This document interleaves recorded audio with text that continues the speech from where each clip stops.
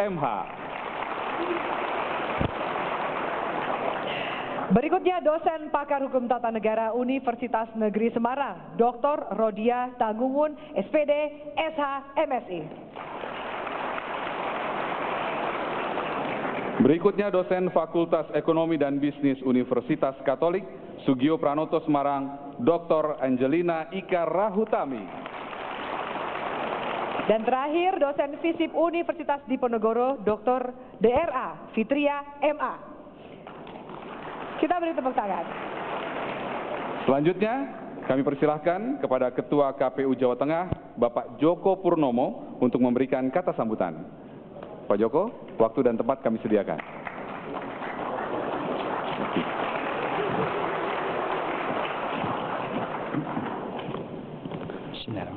Assalamualaikum warahmatullahi wabarakatuh.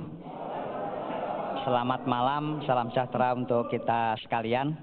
Yang terhormat Bapak PLT Gubernur Jawa Tengah yang diwakili Bapak Sekda, Bapak Ketua DPRD, seluruh anggota Forkopimda Provinsi Jawa Tengah, pimpinan Metro dan TV One, terima kasih telah hadir. Pimpinan partai politik tingkat Provinsi Jawa Tengah yang hadir, bahkan ini tampak di depan kita, anggota DPR RI, banyak yang hadir pada kesempatan ini. Semoga dengan kehadiran Bapak Ibu sekalian, di debat kedua ini nanti lebih barokah dibandingkan debat-debat sebelumnya. Yang saya hormati tim perumus, tim panelis yang kali ini bisa hadir 4, alhamdulillah. Setelah hampir sebulan tidak ketemu, hari ini ketemu karena kemarin di karantina. Saya itu menjadi yang tersakiti dengan tim perumus karena tidak boleh ketemu.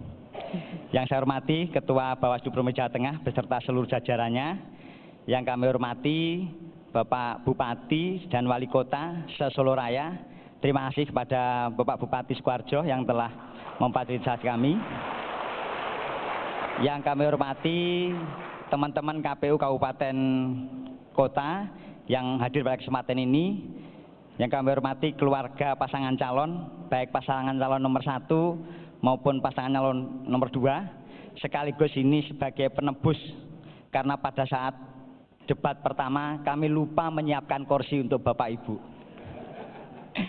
Yang kami hormati Bapak Ibu sekalian, tim pendukung baik pasangan nomor 1 maupun nomor 2. Bapak Ibu lah yang selama ini memeriahkan dan membuat setiap debat terbuka menjadi bermakna bagi seluruh masyarakat Jawa Tengah. Oleh karena itu kami terima kasih dan kami apresiasi kehadiran Bapak Ibu sekalian yang sangat luar biasa. Bapak Ibu sekalian kami hormati, pada kesempatan ini izinkan kami sampaikan beberapa hal. Yang pertama, sebagaimana pada saat debat pertama, kami bersamaan dengan debat kedua ini juga menggelar nonton bareng di 9.167 titik. Sekali lagi 9.167 titik.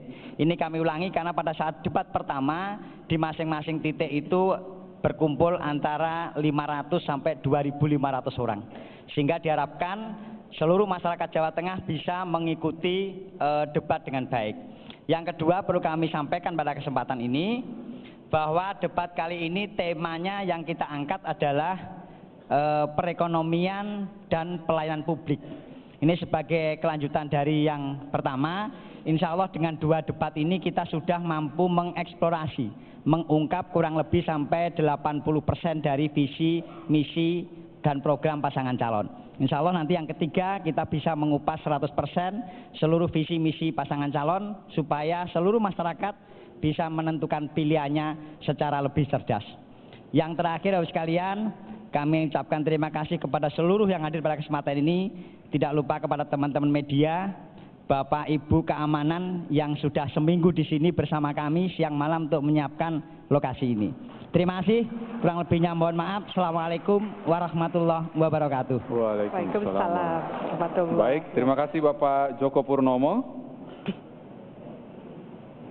Dan sekaranglah saatnya yang kita tunggu-tunggu. Inilah 2 kandidat yang akan mengadu gagasan dan konsep untuk membangun Jawa Tengah 5 tahun mendatang.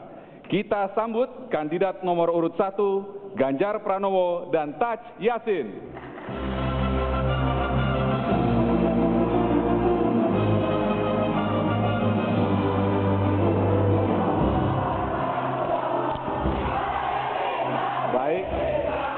Terima kasih. Oke. Baik. Terima kasih Bapak Ibu. Kami persilakan untuk duduk. Baik. Baik, harap tenang. Terima kasih para pendukung. Terima kasih Bapak Ibu. Terima kasih. Baik. Berikutnya, hadirin sekalian, kita sambut kandidat nomor urut 2, Sudirman Said dan Ida Fauzia.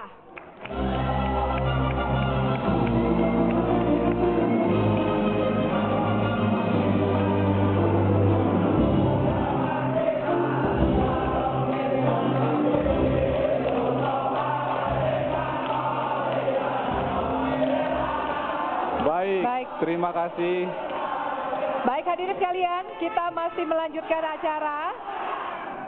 Hadirin sekalian, sebelum kita memulai acara debat kedua ini, kami mohon sediaan Anda semua untuk berdiri menyanyikan lagu kebangsaan Indonesia Raya.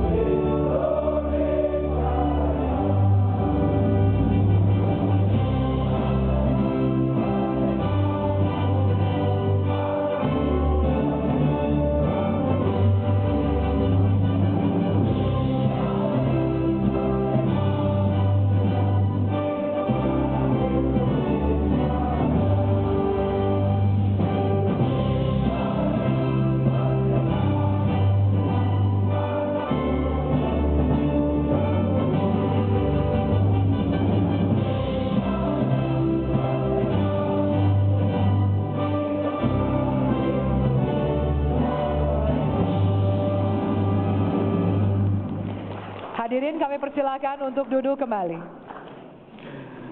Baik, langsung saja kita simak pemaparan program kerja dari masing-masing kandidat untuk 5 tahun ke depan memimpin Jawa Tengah.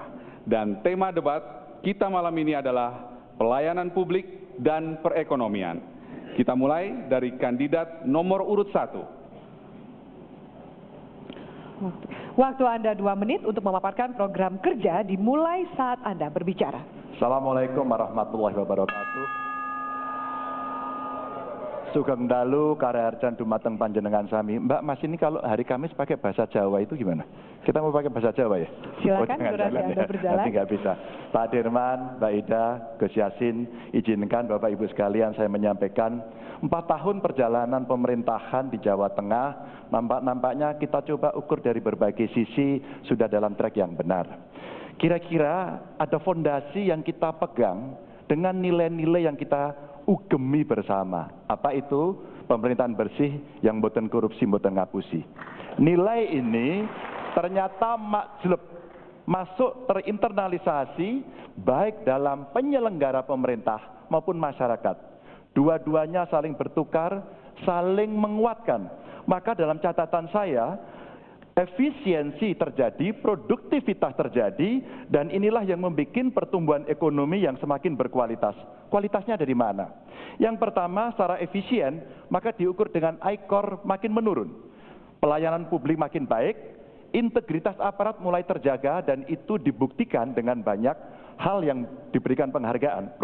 Produktif. Ini kinerja pemerintahan yang meningkat, dan itu respon dari pemerintah pusat yang lebih baik. Outcome-nya, pendidikan yang meningkat, kesehatan yang lebih bagus. Maka kalau kita bicara sisi kualitas, maka demokrasi dan partisipasi publik makin menunjukkan hasil. Transparansi meningkat, pemerataan membaik. Roadmap-nya tren menuju baik, dan yang luar biasa adalah demokrasi, transparansi, akuntabel itu menjadi sebuah nilai bersama di mana masyarakat demikian mudahnya ya komplain, ya memberikan masukan, dan kemudian kritik, otokritik menjadi hal yang sangat biasa. Mudah-mudahan ini jalan lempeng yang akan kita pakai untuk fondasi pemerintahan kedua. Baik, terima kasih kandidat nomor urut 1. Dan kami persilahkan kepada kandidat nomor urut 2 untuk memaparkan program kerja. Waktu Anda 2 menit dimulai saat Anda berbicara. Assalamualaikum warahmatullahi wabarakatuh. Ketua KPU Jawa Tengah yang saya hormati dan seluruh jajaran, Ibu Bapak saudara sekalian, seluruh warga Jawa Tengah yang kami cintai. Di era Gubernur Ganjar Pranowo ini, Jawa Tengah mengalami kemunduran. Harap tenang. PAD kita naik hanya 58%, dan itu jauh di bawah ketika era Pak Bibit yang berhasil naik 122%. Kemiskinan masih tinggi, 12,23%, itu artinya gagal menurunkan sesuai dengan yang dijanjikan. 11 juta rakyat Jawa Tengah masih belum memperoleh jaminan kesehatan. Dari semua itu kita mesti bereskan. Catatan kesehatan juga terlihat pada data BPS 2017, 3 dari 10 masyarakat Jawa Tengah mengeluh kesakitan, dan 2 diantaranya sakit betulan. Itu artinya di bawah rata-rata nasional. Ini semua menyebabkan kami berdua terpanggil untuk hadir di sini menawarkan perbaikan. Kami komit untuk mengentaskan 2,2 juta rakyat miskin, menciptakan 5 juta lapangan kerja, dan membangun pemerintahan bersih tidak semata-mata slogan, tapi dilakukan dengan sungguh-sungguh. Untuk itu, kita tidak mungkin kerja sendiri. Kami mengajak seluruh elemen, pimpinan pesantren, pondok-pondok, kampus-kampus, UNES, UNS, Undip, Universitas Jenderal Sudirman, dan seluruh sekolah-sekolah swasta untuk melakukan kerja bersama, mencapai cita-cita, membangun Jawa Tengah untuk mukti bareng. Masih ada waktu, dirasa cukup atau mau dilanjutkan? Dirasa cukup, baik. Baik hadirin, semua kandidat sudah memaparkan program kerja sesuai tema kita pada malam hari ini, pelayanan publik dan perekonomian. Harap disimak, di depan kedua kandidat sudah ada 4 amplop pertanyaan dari 5 panelis yang akan Anda pilih dan harus Anda jawab. Ya, silahkan ambil 1 pertanyaan atau 1 amplop di depan Bapak Ibu, kemudian menyerahkan kepada kami dan kami akan membacakan pertanyaan tersebut. Kita mulai dari kandidat nomor urut 2 terlebih dahulu. Silakan Bapak Ibu. Silakan diambil dan langsung dibuka Pak, bisa pertanyaannya diberikan kepada kami.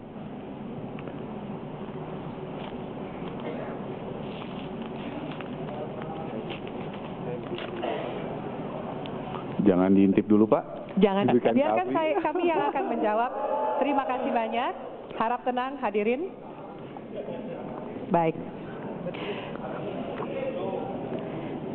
Baik.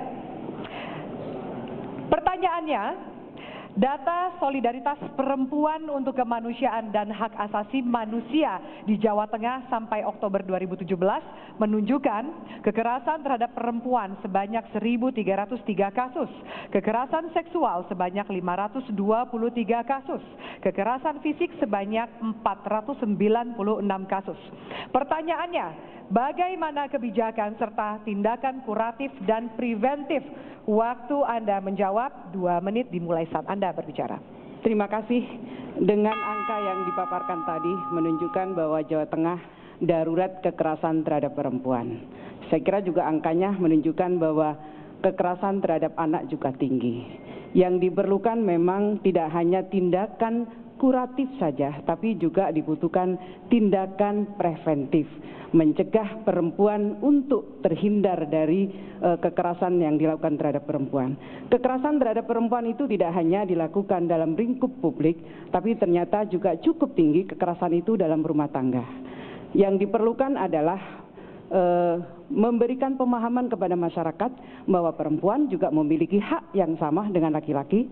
Perempuan memiliki hak juga untuk mendapatkan perlindungan. Harus diberikan bahwa hidup layak, hidup damai itu juga hak perempuan. Selanjutnya, kalau terjadi kekerasan terhadap perempuan, maka diperlukan pendampingan. Pendampingan tidak hanya pendampingan fisik, tapi juga pendampingan psikologi juga. Shelter-shelter yang memberikan layanan kepada perlindungan terhadap perempuan juga perlu dilibatkan. Kekerasan terhadap perempuan ini tidak hanya menjadi urusan pemerintah saja. Pemerintah harus bekerja sama dengan seluruh kelompok masyarakat. Sudah banyak kelompok-kelompok perempuan, ada muslimat, ada Aisyah, ada Fatayat, ada muslimat, dan banyak lagi kelompok-kelompok perempuan yang lain yang melakukan upaya perlindungan terhadap perempuan. Saya kira terus harus dibangun. Kemudian yang harus dibangun adalah deteksi dini terhadap kemungkinan terjadinya kekerasan terhadap perempuan. Perlindungan berbasis lingkup yang paling rendah, lingkup rumah tangga, lingkup RT, itu juga sangat diperlukan. Karena apa? Yang paling mengetahui, yang bisa mendeteksi dini adalah masyarakat yang paling terdekat dengan situasi tersebut. Saya kira baik, terima kasih. Terima kasih untuk jawaban kandidat nomor urut 2. Ya, silakan Bapak Ibu duduk. Sekarang kami persilakan untuk kandidat nomor urut 1 mengambil amplop yang berisi pertanyaan yang ada di depan Anda. Dibuka dulu, Bapak, nanti biar diambil oleh Afi. Dibuka dulu Pak, silakan. Dibuka. Terima kasih banyak. Ya. Baik, saya akan Silakan, membacakan pertanyaan. Data Badan Narkotika Nasional Provinsi Jawa Tengah tahun 2017 menunjukkan sebanyak 20.000 pelajar SMP dan SMA terjangkit HIV/AIDS. Sebanyak 85,57% penularan pada kaum heteroseksual, 5,17% akibat jarum suntik sebanyak 5,23%, perinatal 4,69%, homoseksual, dan sisanya akibat transfusi darah. Pertanyaannya adalah, bagaimana strategi preventif dan kuratif terhadap masalah tersebut? Waktu Anda 2 menit, dimulai saat Anda berbicara. BNN bekerja sama dengan kita dan itu kita mulai dari sangat dini. Bahkan kita support agar BNN punya fasilitas yang cukup untuk melakukan segala tindakan terkait dengan narkoba. Namun demikian, tentu preventifnya tidak cukup BNN bekerja sendiri. Kami bekerja sama dengan majelis ulama, kami bekerja sama dengan para guru-guru, kami bekerja sama dengan para tokoh untuk melakukan pencegahan-pencegahan dan memasukkan dalam sistem pendidikan. Kita titip pada Bapak Ibu Guru, tolong jelaskan dengan baik. Para aktivis sosial kita ajak betul. Apa bahayanya HIV/AIDS, apa bahayanya narkoba, dan bagaimana proses penularan. Proses edukasi ini yang kita dorong terus-menerus. Dan satu lagi, kita gunakan media sosial dengan kekuatan yang sangat dahsyat untuk tiap hari menyebarkan seluruh cara-cara bagaimana mencegah, bagaimana menanggulangi. Bahkan ketika kemudian sudah terjadi, beberapa rumah sakit kita dorong agar mereka punya fasilitas untuk melayani mereka dalam format yang tertutup. Kenapa? Karena terlalu banyak mereka yang malu untuk menyampaikan. Terlalu banyak mereka tidak tahu. Inilah yang kita dorong terus-menerus dan kita titip pada keluarga. Maka peran seperti media sosial, sosialisasi dan sebagainya, inilah keluarga yang kita harapkan untuk bisa ngecek, memantau terus-menerus agar kemudian mereka bisa mengerti apa yang mesti dilakukan sehingga pencegahan lebih bisa dilakukan dan mereka tidak tertular. Ini yang kita sampaikan. Ada tambahan? Cukup? Cukup? Ya. Baik. Terima kasih jawabannya. Ya, hadirin sekalian, itu tadi baru segmen pertama. Nah, pertanyaan dari panelis akan berlanjut di segmen berikutnya. Tapi kali ini para kandidat yang lainnya akan menanggapinya. Oke, pasti dijamin segmen berikut akan lebih seru. Tetaplah bersama kami.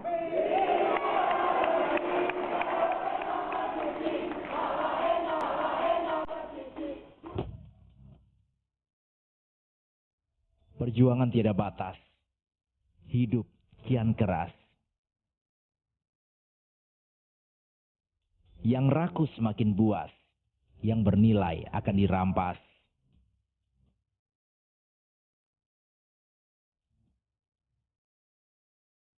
Pemimpin sejati dicari, kita yang memilih. Dengan hati, bukan transaksi. Ingat, politik uang merusak sendi demokrasi. Jangan biarkan kedaulatan diganti dengan selembar uang. Banggakan mereka yang berjuang. Kita bangun kejujuran negeri, dimulai dari diri sendiri.